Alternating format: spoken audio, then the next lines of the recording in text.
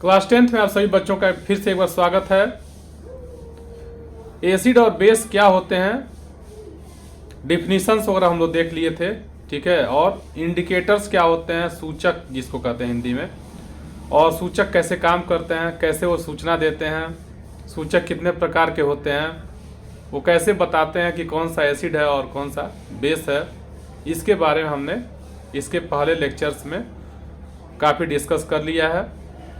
और आज हमारा जो सेकेंड टॉपिक स्टार्ट होता है वह है एसिड और बेस, यानी अम्ल और क्षारक धातु के साथ कैसे अपक्रिया करते हैं, इसके बारे में हमको डिस्कस करना है। तो इसको हम एक एक्टिविटी से करते हैं और एक्टिविटी के माध्यम से जानने का हम लोग प्रयास करेंगे। आसानी से समझ में आ जाएगा कि कैसे एसिड रिएक्शन करता है साल्ट से। फिर बेस के बारे में भी हम लोग डिस्कस करेंगे। तो एक्टिविटी नंबर 2.3 के बारे में हम देखते हैं। एक फिगर के माध्यम से समझाया गया है कि कैसे आप एक्सपेरिमेंट करेंगे। तो सबसे पहले इस फिगर को देख लीजिए। यह एक फिगर आपको दिख रहा है, एक स्टैंड है, ठीक है। उस स्टैंड में क्या किया गया है, टेस्ट ट्यूब को सेट किया गया है, ठीक है। और उसमें H2SO4 लिया गया है, तनु H2SO4 यानी डाइल्यूट सल्फ्यूरिक एसिड हम इसमें लेते हैं। और उसके बाद से क्या करते हैं, उसमें देखिए जिंक ग्रेनल्स लिया गया है और उसको डॉट से बंद कर दिया गया। टेस्ट ट्यूब के माउथ को बंद कर दिया गया, ऊपर यहाँ मुंह को बंद कर दिया गया है। और एक निकास नली जिसको हम प्रवाह नली कह रहे हैं उसमें उसको लगाया गया है। और साथ ही साथ इस पर अब क्या होगा, यहाँ से कुछ गैसें निकलेंगी जो इस प्रवाह नली से होते हुए यहाँ पहुँचेंगी अंदर। और एक बीकर लिया गया है, टॉप टाइप का लिया गया है, ठीक है। उसमें साबुन का विलयन लिया गया है, सोप सोल्यूशन लिया गया है। तो क्या करना है इसके बारे में हम लोग सिस्टमेटिक पढ़ेंगे। यहाँ बस एक फिगर के माध्यम से मैं आपको समझाने का प्रयास कर रहा हूँ। तो वास्तव में क्या हो रहा है, देखिए यहाँ पे एक सर्कुलर कुछ चीज़ों को आपको दिखाया गया है, यानी वो क्या है, साबुन का बुलबुला है जो बंद करके बाहर निकलता है। फिर क्या किया जाता है, जलती हुई मोमबत्ती को साबुन के बुलबुले के पास ले जाया जाता है। वो क्या होता है, फट फट की आवाज़ के साथ ये फटती है, ठीक है। साउंड क्रिएट होता है, यानी फटफटाहट, पॉप साउंड कहते हैं इंग्लिश में। पॉप साउंड के साथ वो क्या होता है, जलता है, ठीक है। कंबस्शन होता है उसका, जो प्रूफ करता है कि इस एक्सपेरिमेंट में जो गैस निकल रही है वह हाइड्रोजन गैस है। अब एक स्टेप बाय स्टेप हम इसको लेकर के डिस्कस करते हैं क्या करना है। मैं एक फिगर को आपको सबसे पहले दिखा दिया हूँ ताकि दिमाग में एक कॉन्सेप्ट बन जाए कि हमको क्या करना है। तो सबसे पहला स्टेप है कि आपको जिस फिगर जो दिखाया गया है अभी मैं जो आपको समझाया हूँ, सबसे पहले जो भी ऑपरेटर्स हो रहा है उसको उसी के अकॉर्डिंग आप सेटअप कर लेंगे, ठीक है। ऑपरेटर्स सेटअप कर लीजिए सबसे पहले।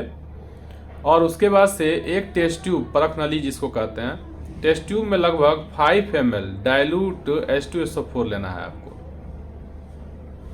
और उसमें जिंक ग्रेनल्स लेना है, यानी जिंक के छोटे छोटे टुकड़े उसमें डालना है। 5 ml H2SO4 लेना है डाइल्यूट, और उसमें आपको जिंक के छोटे छोटे टुकड़ों को डालना है। उसके बाद से उसके मुंह को बंद कर देंगे और प्रवाह नली आपको जैसा दिख रहा था, आप क्या देखते हैं, दिया है, आप क्या देखते हैं। तो जब डालेंगे तो उसमें क्या होगा, रिएक्शन होगा और उसमें से गैसें बाहर निकलेंगी। तो पहले से ही जैसे डालने के बाद तुरंत उसको बंद कर लेंगे। प्रवाह नली आपकी रहेगी, साबुन का घोल पहले से आप तैयार करके रखेंगे एक टब में, और उस प्रवाह नली को ले आकर के अंदर हम उसके अंदर टब के अंदर डुबो देंगे। फिर लिख रहा है उत्सर्जित गैस को साबुन के विलयन में प्रवाहित करना है, विलयन से प्रवाहित करना है। साबुन के विलयन में बुलबुले क्यों बनते हैं, जाहिर सी बात तक जब उसमें से गैस निकल रही है, गैस निकलेगी अंदर जाएगी तो क्या होगी, वाटर में तो पूरा 100% डिजॉल्व तो होगी नहीं, ठीक है। तो वह बुलबुले के रूप में, और सोप सोल्यूशन लिए हैं, तो सोप सोल्यूशन लिए हैं जिससे सरफेस टेंशन उसका घटा हुआ है, ठीक है। तो वह गैस क्या हो जाएगी, बुलबुले के रूप में वो बाहर निकलेगी। तो देखिए इसका बेनिफिट ये है कि उसमें जो भी गैस प्रोड्यूस हुई है, हाइड्रोजन गैस प्रोड्यूस होती है, वह बबल्स के रूप में बाहर निकलती है और कलेक्टेड फॉर्म में रहती है। तो फिर क्या करेंगे आप, जलती हुई मोमबत्ती उसके पास ले जाएंगे। ठीक है, जलती हुई मोमबत्ती दिया ना को गैस वाले बुलबुले के पास ले जाइए। तो आप क्या देखते हैं, तो जब जलती हुई मोमबत्ती उसके पास ले जाएंगे, आप क्या परीक्षण करते हैं, तो फटफटाहट के साथ वो जलेगा। जो एक्सपेरिमेंट आप H2SO4 के साथ किए हैं, सल्फ्यूरिक एसिड के साथ किए हैं, वही एक्सपेरिमेंट आप HCl से भी कर सकते हैं। ठीक है, HNO3 और CH3COOH के साथ भी आप कर सकते हैं। ठीक है, H2SO4, HCl और HNO3 ये तीनों क्या है, मिनरल एसिड हैं, स्ट्रांग एसिड हैं, तो कोई अंतर आपको नहीं दिखेगा। साथ ही साथ देखिए एसिटिक एसिड के साथ भी आप ये रिएक्शन देख सकते हैं, करा सकते हैं। एसिटिक एसिड क्या है, एक ऑर्गेनिक एसिड है। ठीक है, तो उसमें भी कोई बहुत अंतर नहीं दिखेगा। सेम आपको हाइड्रोजन गैस प्रोड्यूस होगी। ठीक है, वहाँ जलती हुई मोमबत्ती आप ले जाएंगे। ठीक है, तो वहाँ भी पॉप साउंड के साथ यह आपको दिखेगा।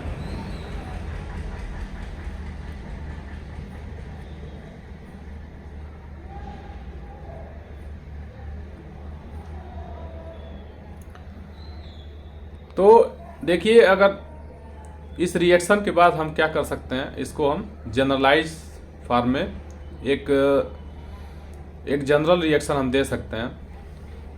जैसे दिया है, धातु अम्ल जो है धातु से अब क्रिया करती है तो क्या बनता है, लवण बनता है और हाइड्रोजन गैस निकलती है। तो ऊपर वाले रिएक्शन में क्या हो रहा था, थोड़ा सा इसको हम लेकर के देखते हैं। अम्ल हम क्या लिए थे, H2SO4 लिए थे। ठीक, H2SO4 लिए थे, और साथ ही साथ आप क्या लिए थे, जिंक लिए थे, Zn। ठीक है, जिंक लिए थे तो क्या बन जाएगा, ZnSO4 बन जाएगा। आसानी से समझाने के लिए रिएक्शन दिया गया था आपको। ठीक है, जिंक सल्फेट बन जाएगा और हाइड्रोजन गैस लिबरेट होगी। ठीक है, बाहर निकल जाएगी। तो इस तरह से बनेगा ZnSO4 प्लस H2 गैस के रूप में बाहर हो जाएगी। ठीक है, ZnSO4 आपका बन जाएगा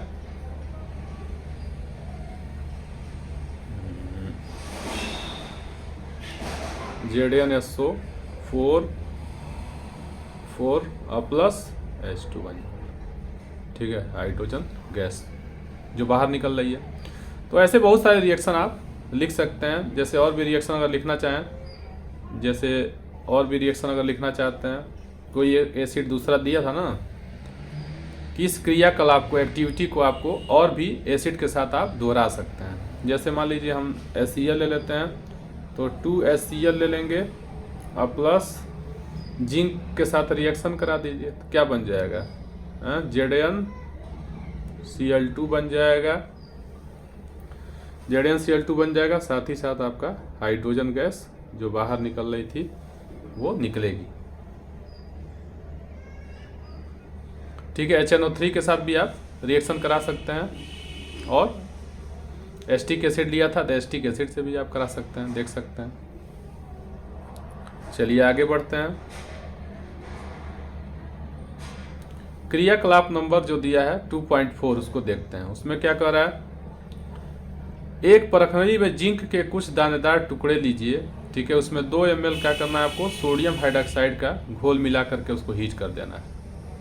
ठीक है, एक टेस्ट ट्यूब लेना है और उसमें आपको जिंक ग्रेनल्स लेना है। ठीक है, जिंक के टुकड़ों को लेना है, और साथ ही साथ NaOH सॉल्यूशन ले लेना है, सोडियम हाइड्रोक्साइड।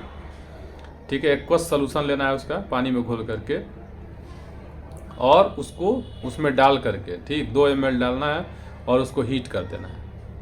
हीट करने के बाद आप क्या देखेंगे, आप देखेंगे कि वहाँ भी हाइड्रोजन गैस ही बाहर निकलेगी। तत्पश्चात जो दिया है क्रियाकलाप 2.3 यानी 2.3 के अकॉर्डिंग फिर से आपको वही काम करना है।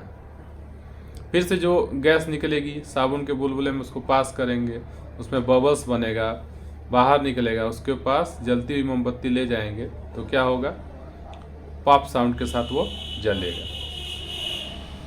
लेकिन रिएक्शन इसमें क्या हो रहा है, रिएक्शन आपका हो रहा है, सोडियम हाइड्रॉक्साइड जो है वो जिंक के साथ रिएक्शन करता है तो सोडियम जिंकेट बन जाता है, ठीक है, Na2ZnO2 बनता है।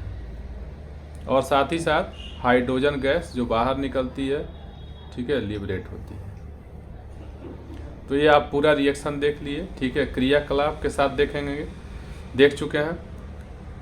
तो हमको लग रहा है कि ये पूरा कॉन्सेप्ट आपका क्लियर हो गया होगा कि एसिड क्या करती है, जब किसी मेटल से रिएक्शन करती है तो वहाँ साल्ट बन जाता है करेस्पॉन्डिंग, ठीक है, करेस्पॉन्डिंग साल्ट बनेगा। अब जिस प्रकार का आप लिए होंगे मेटल उस टाइप का साल्ट बन जाएगा, साथ ही साथ हाइड्रोजन गैस लिबरेट होगी, ठीक है। अगर किसी एल्कली से रिएक्शन कराते हैं, यह बेस है साथ ही साथ एल्कली भी है क्योंकि वाटर सॉल्युबल है, तो यहाँ भी क्या बनता है, साल्ट ही बन रहा है, जिंक सोडियम जो जिंकेट बन रहा है और हाइड्रोजन गैस बाहर निकल रही है, ठीक है।